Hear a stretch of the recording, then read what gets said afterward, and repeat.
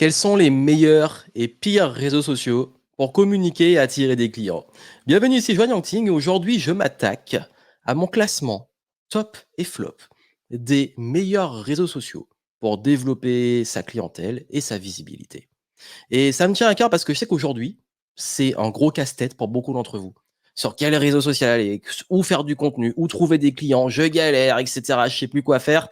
Ok, bon, on pose les choses. Encore une fois, là, par contre, très important, le classement que je vais vous donner par rapport à mon expérience de plus maintenant de 15 ans sur les différents réseaux est purement subjectif par rapport à mes résultats et ma personnalité. Et vous allez comprendre justement l'un de mes plus grands messages, c'est pas de vouloir être partout, c'est de trouver justement le réseau qui vous correspond, bien entendu, là où sont vos clients et comprendre aussi les codes.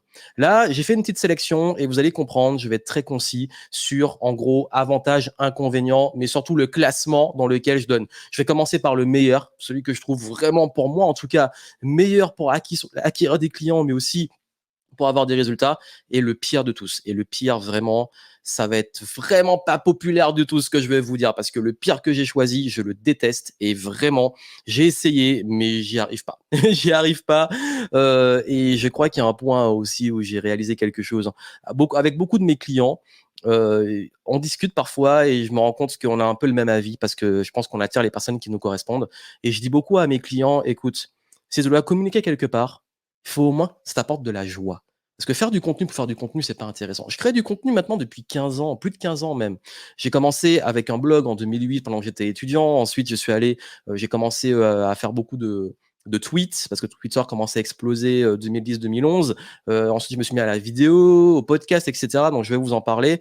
Mais c'est vrai que j'ai vu les réseaux sociaux exploser et je fais partie de la génération qui a exploité et utilisé ces différents réseaux. Et bien entendu, il y a les nouveaux arrivants, j'en parlerai rapidement. Il y en a plein d'autres, mais là, je vais focaliser sur les principaux, encore une fois. Et vous me direz, vous, en commentaire, votre avis, votre opinion. Et encore une fois, je dis pas, il y en a qui vont vous dire, et ça, soyez vigilants, et ça me fait péter un câble. J'en ai marre. J'en ai marre, vraiment, je vous le dis.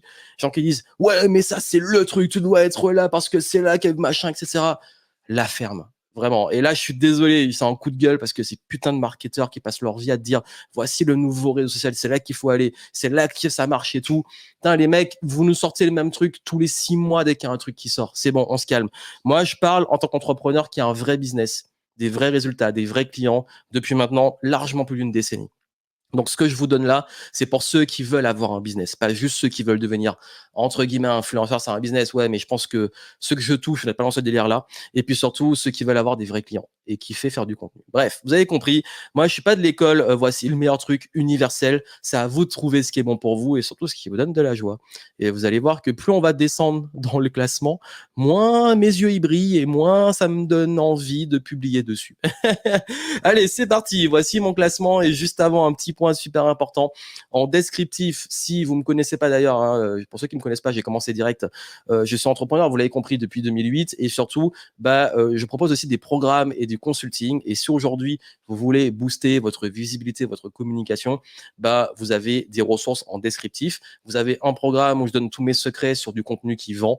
Mon école, c'est pas de l'hyper visibilité, la popularité et faire plein de vues, c'est d'avoir, même avec peu d'audience, des résultats, donc avoir du contenu qui vend, avoir un contenu qui vous attire des clients. Ça vous intéresse. Et si vraiment vous n'aimez pas faire du contenu, vous n'avez pas envie d'aller sur les réseaux, et vous voulez trouver d'autres stratégies marketing, d'autres portes pour développer votre business, j'ai mis aussi en contenu exclusif sur comment vendre quand on n'aime pas vendre et qu'on n'aime pas s'exposer, et notamment les stratégies d'influence et de marketing pour les introvertis.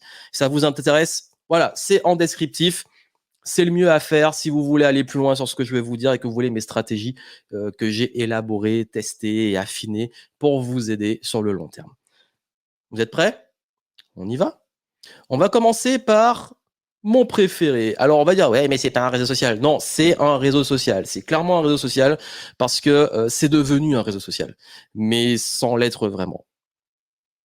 YouTube. YouTube. Alors pourquoi moi aujourd'hui j'estime que YouTube est le meilleur canal de communication? Je vais vous le dire de façon très simple. C'est celui qui est le plus rentable sur mon business depuis 10 ans non-stop. C'est le seul sur lequel j'ai des résultats depuis 10 ans. Depuis 10 ans. Donc à un moment, on se dit: «Bon, c'est peut-être ton truc».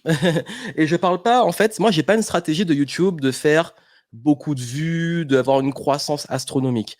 Ma stratégie YouTube, c'est vraiment une grosse part de référencement. Au-delà de toute la partie, moi je kiffe faire des vidéos, je kiffe partager comme là, je kiffe, donner de la valeur et ça me prend pas d'énergie de partir sur un tournage pour YouTube. Ça soit un format posé, simple, que ça soit un format beaucoup plus travaillé, du vlog et cetera, je kiffe. Donc il y a déjà la joie, c'est important. Mais aussi YouTube, il y a un truc qui est magique, c'est que quand vous postez une vidéo, elle peut flopper dans la semaine et vous savez pas pourquoi, 3 mois après, 4 mois après, elle explose à la terre du trafic. Et moi, j'ai des anciennes vidéos qui datent de 5, 6, 7 ans, qui me ramènent des clients encore aujourd'hui. Et on peut se dire: «Mais je les supprime, j'aime pas la forme, c'est pas dans mes standards d'aujourd'hui» et cetera. Mais c'est OK. Moi, je fais pas du YouTube divertissement, je suis pas youtubeur, mais je plus un YouTube éducatif pour du business en plus, plus en plus le côté un peu atypique et encore plus dans la niche, bref, qui fait que j'ai des vidéos qui font des centaines de milliers de vues, j'ai des vidéos qui font des dizaines de milliers de vues, j'ai des vidéos qui font des milliers de vues, j'ai des vidéos qui font des centaines de vues, j'ai des vidéos qui n'arrivent même pas à 100, on sait pas pourquoi, voilà. Mais c'est YouTube, ça reste quand même vraiment, vraiment un canal d'acquisition qui est très puissant sur le long terme. Un effort qui est mis pour faire une vidéo YouTube, ben, c'est quelque chose qui peut tourner pour vous pendant des années. Et c'est le meilleur investissement du monde. Avoir, c'est vraiment le référencement. En plus, comme c'est Google, c'est comme faire ce qu'on appelle du SEO. Donc, ça veut dire de l'optimisation pour les moteurs de recherche. Ça veut dire que les gens, quand ils tapent un truc, ils vous trouvent. Bah, YouTube, c'est ça. Recommandations, moteur de recherche, etc. Donc, aujourd'hui, moi, YouTube, j'estime que c'est aussi ce que je consomme le plus. Je regarde énormément de vidéos sur YouTube, mais de tout, hein, vraiment de tout. On trouve de tout. Et je crois, et c'est un déclic que j'ai eu, c'est que la meilleure plateforme sur laquelle communiquer est aussi celle qu'on consomme le plus. Ça peut paraître bizarre et vraiment YouTube, c'est ce que je consomme le plus, vraiment. J'ai même YouTube Premium, parce que, je kiffe, j'enregistre des vidéos, je les vois, je les écoute parfois, des podcasts sur YouTube. Mais YouTube, moi, c'est le gros plus. Le moins, c'est que, ça peut être frustrant, ça peut être plus l'algorithme. Des fois, il va mettre beaucoup en avant vos vidéos, des fois non, mais ça, c'est tous les réseaux. Et puis aussi, YouTube, ce qui est, moi, je peux trouver triste, c'est que ce qui est beaucoup mis en avant, c'est ce qui est très populaire. C'est devenu la télévision.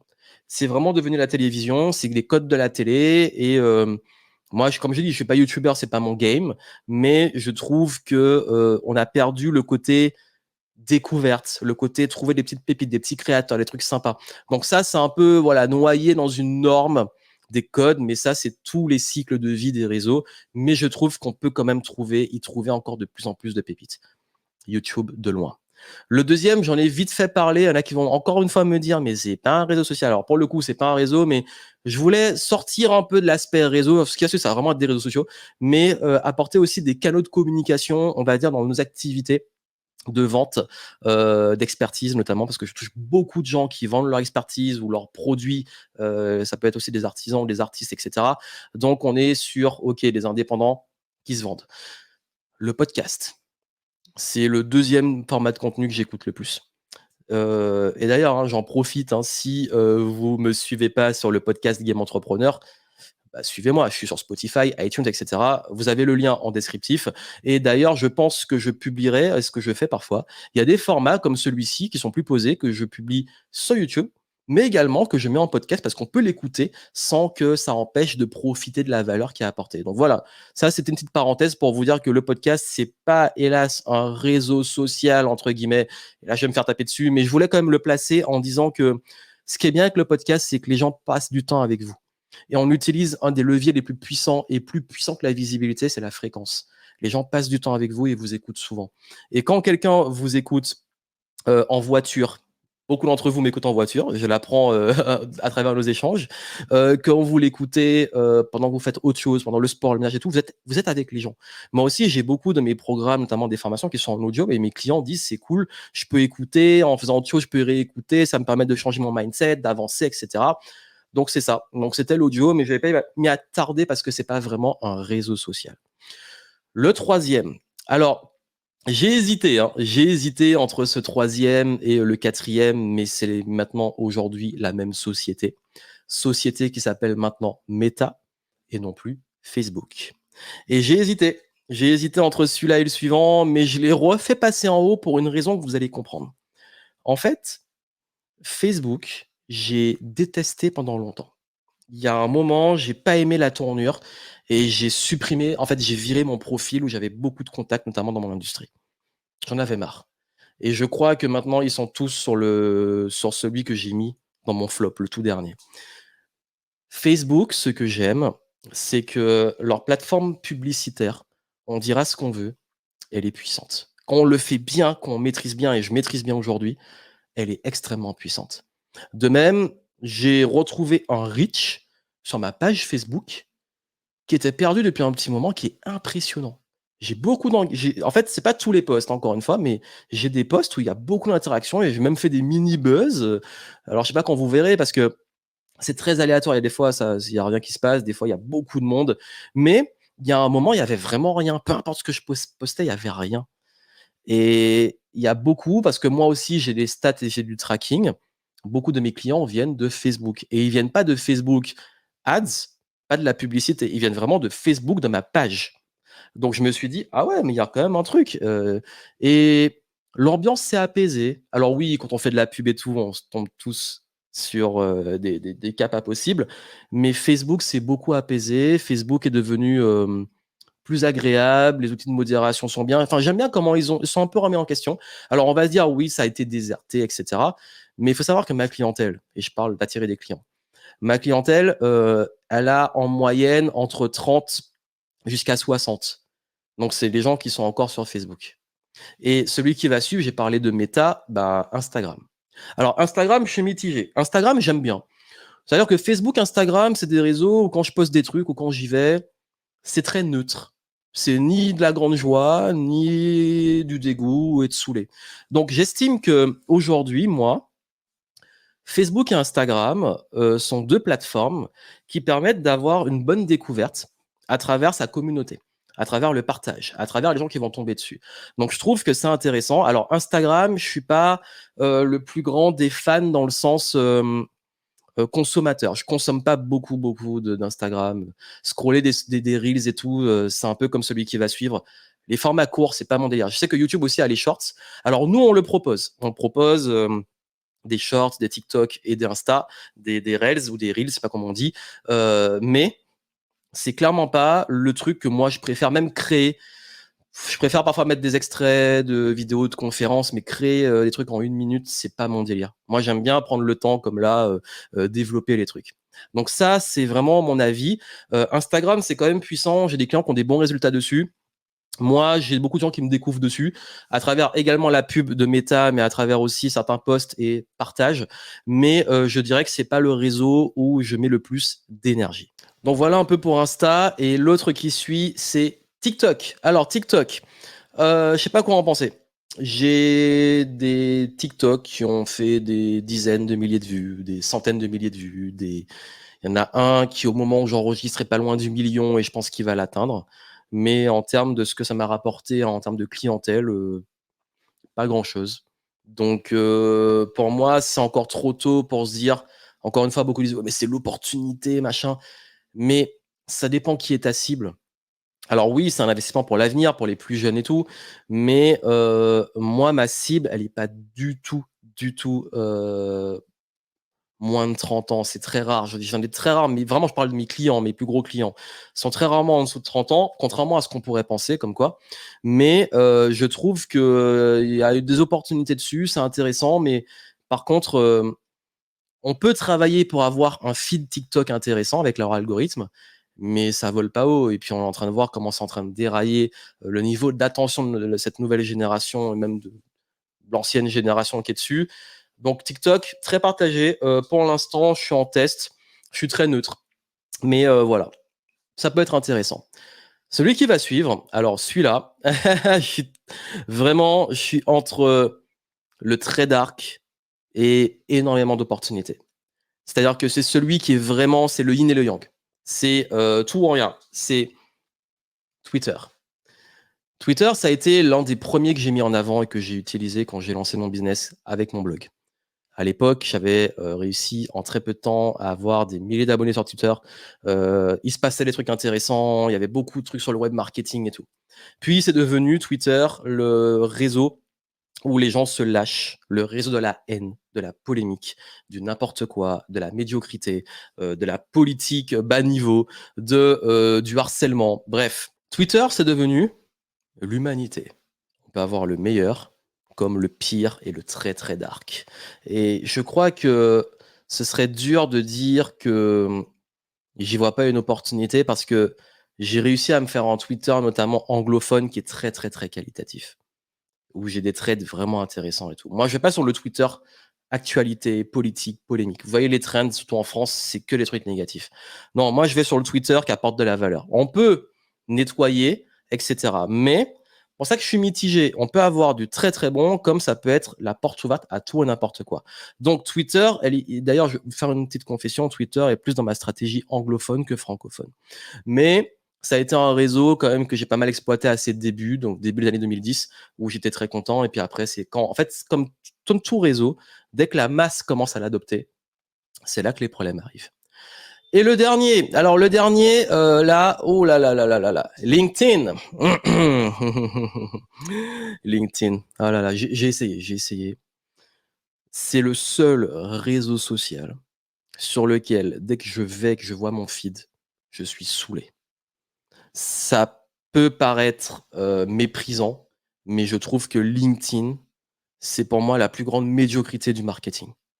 Quand je vois les posts, tout le monde parle de la même façon, tout le monde utilise le même storytelling. C'est soit moi, ben, contrairement à d'autres, je ne gagne pas encore 10 000 € par mois, machin, machin, mais regarde moi, mais c'est génial. Ah moi, mais je suis au top du game, j'ai gagné, voici ma stratégie qui m'a fait avoir ça, fais comme moi. Sinon, en fait, c'est tout ou rien. On dit ouais, c'est pas lisse, mais non, moi je trouve ça lisse parce que c'est tout le temps les mêmes trucs et c'est tout le temps polarisant et c'est tout le temps le même storytelling, c'est tout le temps la même accroche avec l'espace et le truc pour te teaser. En fait, quand je vais sur LinkedIn, j'ai l'impression de voir des gens qui sont entre eux et qui s'auto-congratulent, mais tu vois pas ce qui se passe. Je vois pas la valeur en fait. Je suis désolé, mais je vois pas la valeur. Je suis saoulé et je sais pas pourquoi, si je dois refaire mon réseau ou quoi, mais j'ai essayé de poster des trucs. Je me suis pris une fois un méga harcèlement de la part d'une page qui se fait justicier de LinkedIn. Ça avait soi-disant rien à faire sur LinkedIn alors que tous mes clients et tous les gens m'avaient défendu parce que voilà, ils sont tombés dessus parce qu'ils ont dit t'as rien à faire sur LinkedIn.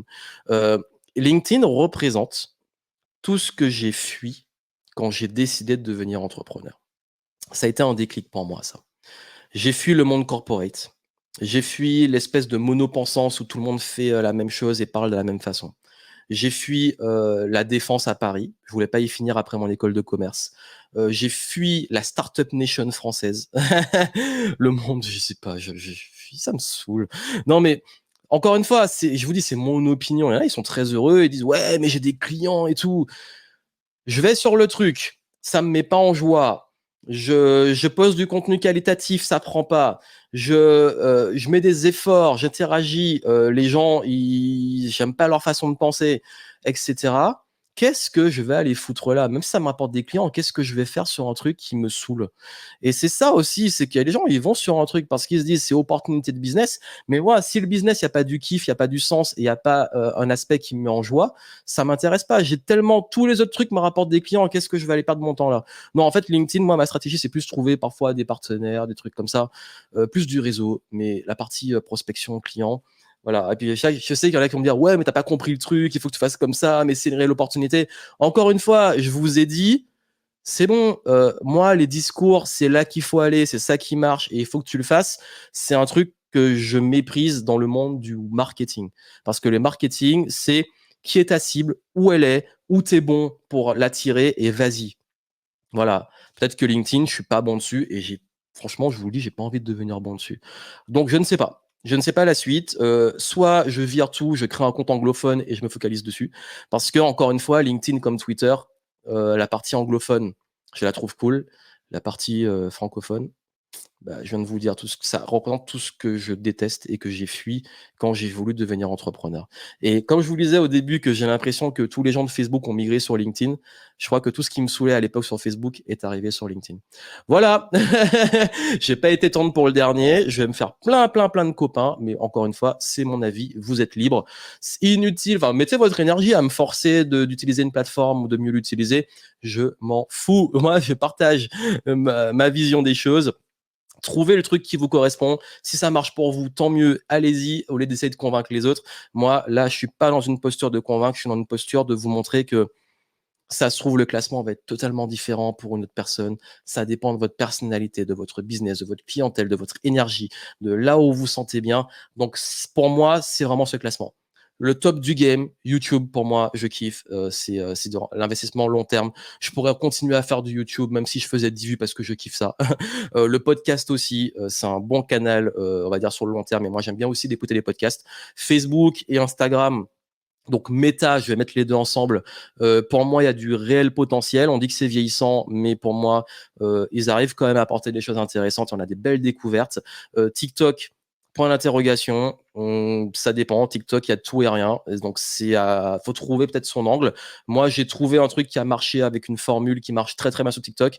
Au niveau du business, il n'y a pas un impact énorme. On verra sur le long terme. Moi, encore une fois, j'investis aussi sur le long terme pour voir ce qui se passe. Twitter, nickel en anglophone, francophone, pour moi c'est niet. Et LinkedIn, je pense que j'ai dit ce que j'avais à dire. Voilà pour mon top flop réseaux sociaux, pour mon classement. Je voulais le faire de façon spontanée, je voulais le partager comme ça avec vous. J'ai eu l'idée comme ça, et je me suis dit ah tiens ben à la base, j'avais commencé à écrire un petit texte sur ça et je me suis dit, tiens, pourquoi pas le faire comme ça pour le partager de façon beaucoup plus posée et longue. Et à vous de trouver celui qui vous correspond. Et si vous voulez trouver celui qui vous correspond, si vous voulez ma stratégie pour créer du contenu qui vend, quelle que soit la plateforme, vous avez les infos en dessous. Et si vous voulez ma stratégie pour trouver des clients sans avoir à faire du contenu, sans avoir à s'exposer, sans avoir à aller sur les réseaux sociaux, c'est également en descriptif. Donc allez voir, kiffez. Et puis n'oubliez pas ce que j'ai dit. Je crois que on est tout le temps. En fait, je sais que j'aime pas focaliser sur eux, mais moi, ça me saoule depuis des années. Vous avez tout le temps des marketeurs qui vous disent voici le truc, voici ce qu'il faut faire, il faut que tu ailles là, il faut que tu fasses comme ça, ou ils vont vous vendre le truc pour avoir. Mais généralement, je vous dis, je fais du marketing depuis 15 ans maintenant. Le marketing fonctionne quand il y a une sorte d'alignement. Quand on est sur une plateforme, on comprend les codes et où on est OK avec ces codes et où on se sent bien. Ceux qui se sentent bien sur LinkedIn, encore une fois, tant mieux pour vous. Moi, je m'y sens pas bien. Si t'es pas bien à un endroit, qu'est-ce que tu vas y foutre? Également, faut aussi voir le long terme. Ça veut dire que créer une communauté, une audience, c'est bien, mais moi, tous ces trucs-là, mon business ne dépend pas d'eux. Mon business, il dépend de mes listes d'emails et de ma réputation. Ce qui veut dire que si demain on casse mon compte Instagram, ma page Facebook saute, mon YouTube est arrêté, mon business continue à tourner.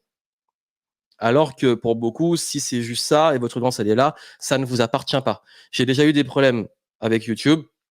Pour avoir quelqu'un, c'est compliqué. J'ai déjà eu des problèmes avec Facebook. Pour avoir quelqu'un, c'est compliqué. Donc, quand vous avez ce type de problématique sur des gros géants comme ça, comprenez que ces données-là ne vous appartiennent pas. Quand vous avez une vraie liste de clients, une réputation, un réseau, quelque chose de concret, des choses où vous avez vraiment du concret et pas un truc virtuel qui appartient à d'autres personnes, bah là, vous avez un vrai business. Donc, n'oubliez pas que ça, c'est bien d'avoir des gens sur les plateformes, mais il faut aussi qu'elles sortent et qu'elles vous suivent, vous, sur ce que on peut appeler, ce sur quoi vous êtes propriétaire. Voilà, c'est le mot. Vous devez être propriétaire. Donc ça, c'est un point. Et puis le dernier point aussi, n'oubliez pas que ça sert à rien de vous disperser. Si vous faites quelque chose, faites-le bien. Ou sinon, faites avec une équipe ou trouvez un process. Mais ça sert à rien de disperser votre énergie et d'aller faire un petit peu de chaque sans trop savoir ce que vous faites. Donc voilà pour ce que je voulais vous dire. Et si vous voulez des stratégies pratiques et plus avancées, je vous mets les éléments en descriptif. Plein de succès à vous. N'oubliez pas d'aller vers ce qui vous donne de la joie, qui apporte de la valeur et qui vous donne l'enthousiasme de créer un contenu où ça va beaucoup plus rayonner. Et moi, je vous dis à très bientôt. Ciao.